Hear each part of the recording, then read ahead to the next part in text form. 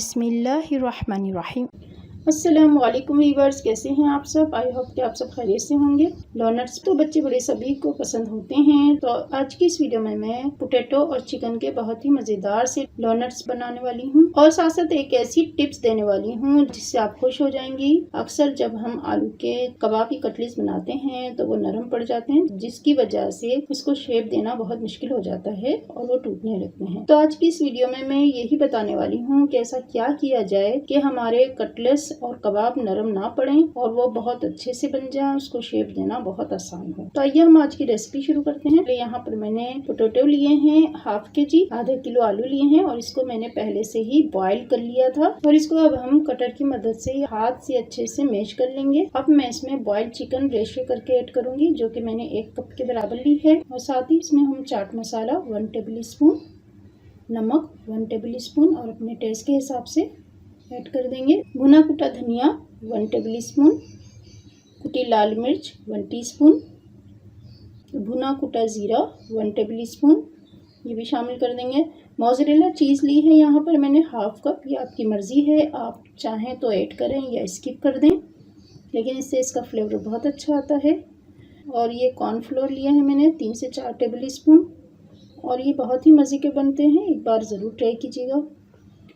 और अब हम इसमें थोड़ा सा हरा धनिया, पुदीना और हरी मिर्च भी ऐड कर देंगे और अच्छे से इसको मिक्स कर लेना है। 1 या 2 अंडे ले लें, इसको अच्छे से फेंट लेंगे और साथ ही मैंने ब्रेड क्रम्स भी लिए हैं और इसमें मैंने 2 टेबल स्पून कॉर्नफ्लोर भी मिला लिया है। अब हम हाथ पर थोड़ा सा ऑयल लगाकर और इसको इस तरीके से शेप दे देंगे, इस तरीके से, और किसी भी कैप की मदद से या फिंगर की मदद से इसमें होल कर लेना है। तो यहाँ पर मैं कैप की मदद से होल कर रही हूँ, तो ये देखें इस तरीके से होल कर लें और इसको डोनट की शेप देते हुए तैयार कर लेंगे और इस तरीके से शेप देकर इनको फ्रीज़र में रख देंगे। तकरीबन 10 से 15 मिनट के लिए भी रख दें फ्रीज़र में, तो ये बहुत अच्छे से सेट हो जाते हैं और उसके बाद हम इसको कोट कर सकते हैं। फिर हमें कोट करना आसान हो जाएगा, अंडे और इसमें डिप करना बहुत आसान हो जाता है।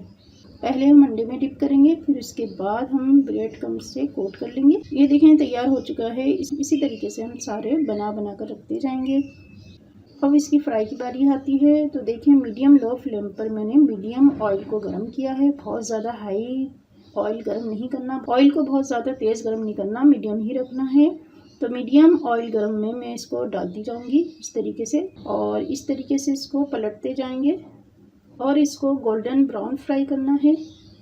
अब मैं आपको वो टिप्स देने वाली हूँ जिसका आपको इंतज़ार है। तो वो टिप्स ये है, तो जब भी हम आलू के कटलेट्स या कबाब बनाते हैं तो टिप्स ये है कि आलू को ज़्यादा बॉईल ना करें, कि बिल्कुल हलवा ना कर दें, बल्कि और 75% तक बॉईल करें, थोड़ा सा उसको सख्त बॉईल करें।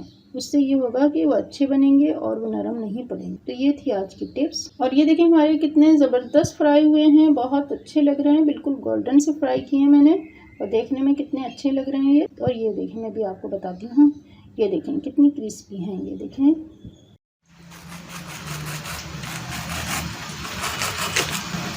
तो कैसी लगी आपको रेसिपी? ये कि रेसिपी पसंद आई है तो वीडियो को लाइक और शेयर ज़रूर कर दीजिएगा और साथ ही चैनल को सब्सक्राइब करना हरगिज़ ना भूलिएगा। अपना बहुत बहुत ख्याल रखिएगा, दुआओं में मुझे भी ज़रूर याद रखिएगा। अगली वीडियो तक के लिए अल्लाह हाफिज़, अल्लाह निगहबान।